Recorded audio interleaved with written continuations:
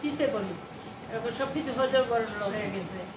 আমি যখন কুদ্দুস ভাইয়ের কথা ওই বিকেলবেলায় আমি শুনছি যে আজকে একটা প্রোগ্রাম হবে, এখানে আসবো, তখন আমরা চারখাই বিয়ানীবাজার উপজেলার চারখাই ইউনিয়ন পরিষদ অফিসে গেলাম।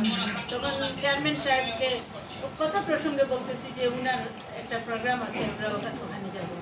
তো মানুষের কথায় আছে না, গায়ে চিনি না আপনি মুরল, কিন্তু আমি প্রমাণ পেলাম গায়ে ঠিকই চিনি আপনি মুরল, যে সঠিক মানুষ হয় যদি উপযুক্ত মানুষ হয়।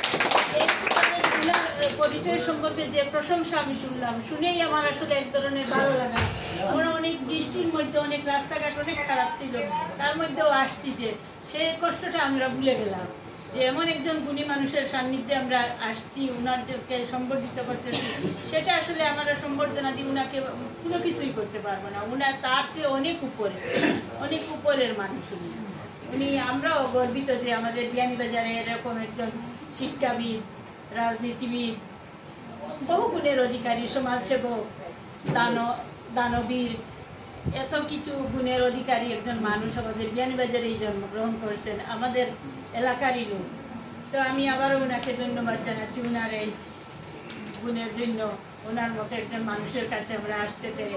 আর আপনারা তো অনেক দূর থেকে অনেক কষ্ট করে আসছেন, সবাই উপস্থিত হয়ে আসলে কষ্ট করতেছেন। আমরা বিশেষ কিছু আমি এ ব্যাপারে বলতেছি না, তবে সবাই আমি আন্তরিকভাবে খুশি, আপনাদেরকে ধন্যবাদ জানাচ্ছি এই জন্য যে আপনারা ধৈর্য ধরে সবার কথা শুনতেছেন শান্তিপূর্ণভাবে।